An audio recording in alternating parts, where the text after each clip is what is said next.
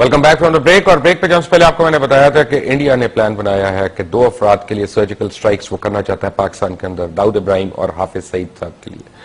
अब सूरत हाल यह है कि उनका प्लान यह है, जो मंजर आम पे आया है, कि बॉम्बे स्टाइल इंसिडेंट जैसे अजमल कसाब का था, एक और वाकया इंडिया में हो और उसके बाद इंटरनेशनल कम्युनिटी सारी उनके पीछे होगी। पूरे दुनिया में इस वक्त बावेला हो रहा है, खुद हमारे लोग शोर मचा रहे हैं और अमेरिकन लाइन एक टो कर रहे हैं कि उसामा बिन लादेन एबटाबाद में मौजूद था, तो इस तरह दीगर दहशतगर्द भी यहां पे मौजूद हैं और उनको सर्जिकल स्ट्राइक्स का इंडिया हक रखता है। एक प्लान जो उनका लीक आउट हुआ वो आपको मैं दिखाता हूं।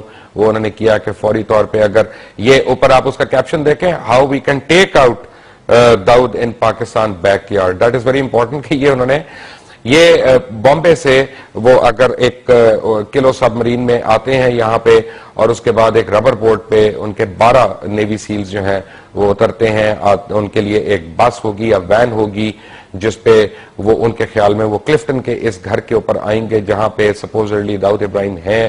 फिर उसमें वो दाखिल होंगे, उसको सराउंड करेंगे और अंदर जाके जो वहां पे अपना मिशन अकम्प्लिश करते हैं, बेडरूम जहां पे उन्होंने आइडेंटिफाई किया हुआ अपनी तरफ से, और उसके बाद उसी रास्ते से यानी वैन से होके वो डॉक पे पहुंचेंगे और वहां से वो रबर बोट पे बैठ के वापस अपनी किलो सबमरीन पे हमेशा के लिए गायब हो जाएंगे।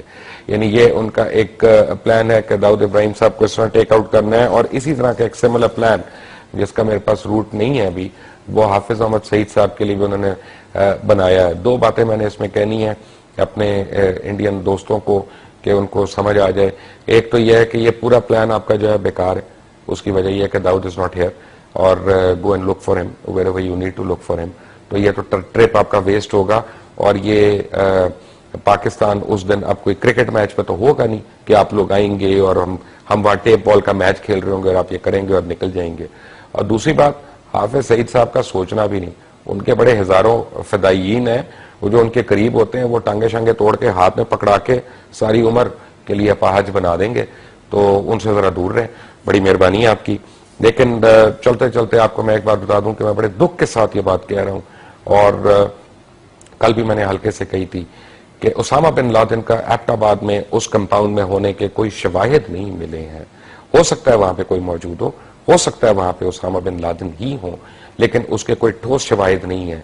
और पाकिस्तानी हुकाम जो ये बार बार तायीद कर रहे हैं कि वहां उसामा बिन लादेन थे, ना उन्होंने खुद देखा वहां पे, ना उनको उस ऑपरेशन का इल्म था, बल्कि वहां पे गिरने वाला खून जो है उसका डीएनए टेस्ट ही अगर करवा लें, अभी भी करवा लें, और उनकी बेटी जो उनके कब्जे में है या उसामा बिन लादेन का बेटा जो फ्रांस में है कारोबार कर रहा है, उससे डीएनए मैच कर लें तो शायद कोई तस्दीक हो जाए। ना किसी ने देखा, ना किसी को उसके शवाहिद मिले। और आपको ये भी दिखाया कि तस्वीरें किस तरह से डॉक्टर की जाती हैं। और जब हम कहते हैं कि वहां पे कंपाउंड में फला फला फला हमें मिला, तो एक्चुअली आपको पता है हम किसकी लाइन टो कर रहे हैं।